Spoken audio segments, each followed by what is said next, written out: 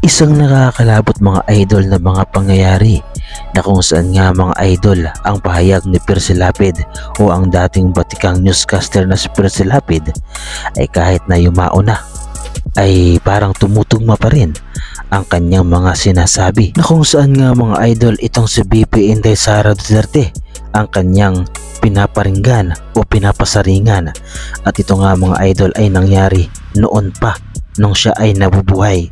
Subalit ngayon nga mga idol ay parang tumutugma pa rin ang kanyang mga pahayag patungkol sa ating Vice Presidente, na kung saan ay sinasabi niya na hindi pwedeng maging presidente si VP Inday Sara Duterte dahil may pagka-Hitler di umano ito na kagaya ng kanyang ama. Naayon pa nga mga idol sa batikang newscaster na si Percy Lapid ay sinasabi niya na mas mabuti pa o mas maigi pa na maging presidente ang Vice Presidente noon na walang iba kundi si Leni Robredo, na sinasabi pa nga ni Percy Lapid na kung mayroon din naman na babae na magiging presidente ay walang iba yun kundi si Leni Robredo, at hindi dapat itong si VP Inday Sara Duterte dahil kawawa ang bansang Pilipinas ayon sa kanya kapag ito ang naging presidente. Ang mga pahayag na ito mga idol ni Percy Lapid ay parang mayroong ipahiwatig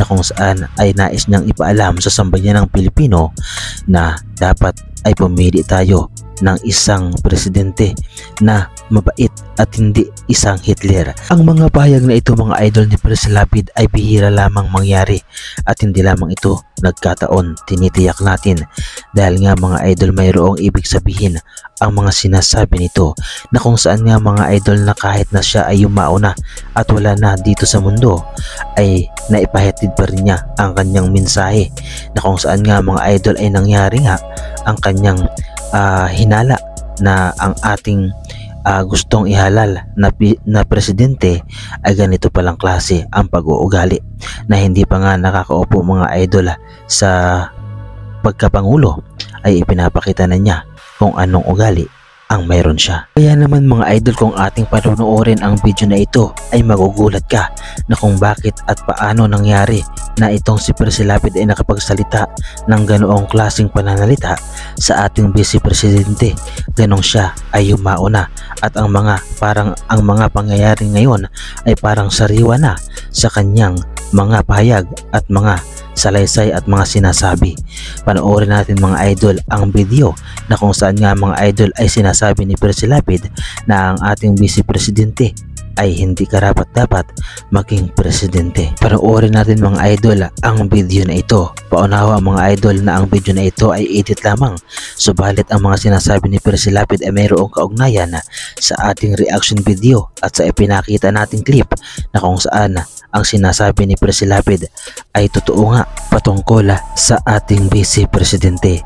Panoorin mga idol at tapusin ang video na ito at malaya kang mag-react pagkatapos mong panoorin.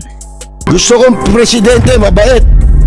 Ayoko sa babaeng Hitler o babaeng anak ni Hitler. Lapid fire! Ito sabi. Kinausap na ako na tao.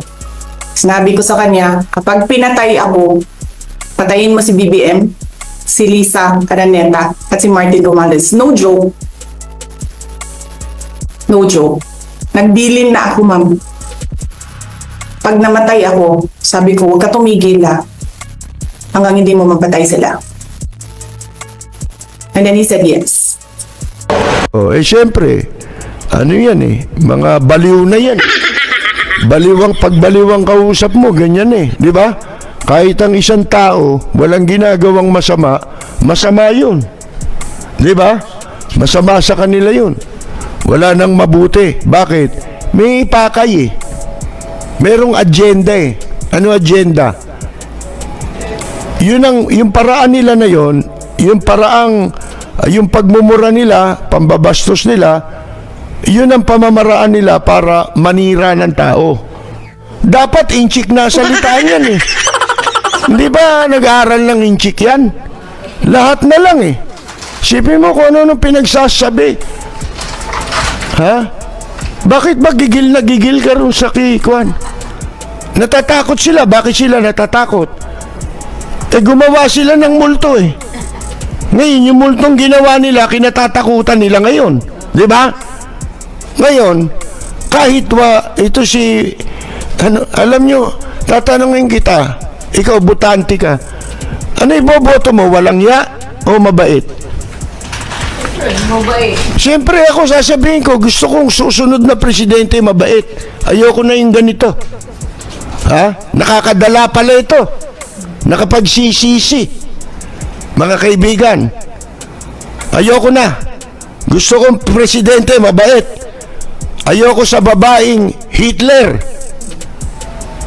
Di ba? O ba't Hitler?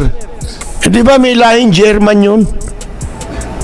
Yung isang tatakbo na maraming tarpaulin, mga kaibigan. Oh.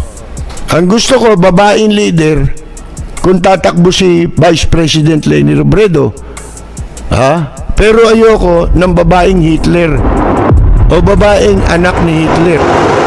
Active threat kung hindi ako pamatay. Walang mali doon. Walang illegal doon. Sinabi nila kahapon kung sino ba nandoon sa inyo sa interview, press briefing namin. Sabi nila, pinalaki at pinalakas yung security ng First Family, ng President dahil may threat. So ako, napaisip ako, nilalakasan niyo yung security niya? Ibig sabihin ba nun, papatayin na ako? Siyempre, ano yan eh, mga baliw na yan. Pagbaliwang kausap mo, ganyan eh, di ba? Kahit ang isang tao, walang ginagawang masama, masama yun. Di ba? Masama sa kanila yun. Wala nang mabuti. Bakit? May pakay eh. Merong agenda eh. Ano agenda? Yung paraan nila na yun, yung pagmumura nila, pambabastos nila, yun ang pamamaraan nila para manira ng tao. Dapat inchik na salitaan yan eh. Hindi ba nag-aaral ng inchik yan? Lahat na lang eh. Sipin mo kung ano nung pinagsasabi. Ha? Bakit ba gigil na gigil ka rin sa kikuan? Natatakot sila. Bakit sila natatakot?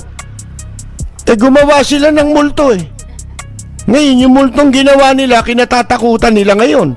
Di ba?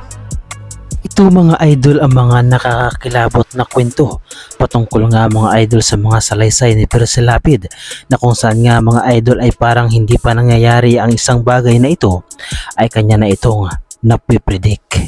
Kayo mga idol, ano ang masasabi ninyo mga idol sa mga salaysay at mga sinabi ni Persilapid patungkol nga mga idol sa ating Vice Presidente na si Inday Sara Duterte? Ano ang inyong opinion mga idol patungkol dito? Ibahagi mo naman ang iyong reaksyon at opinyon sa ating comment section.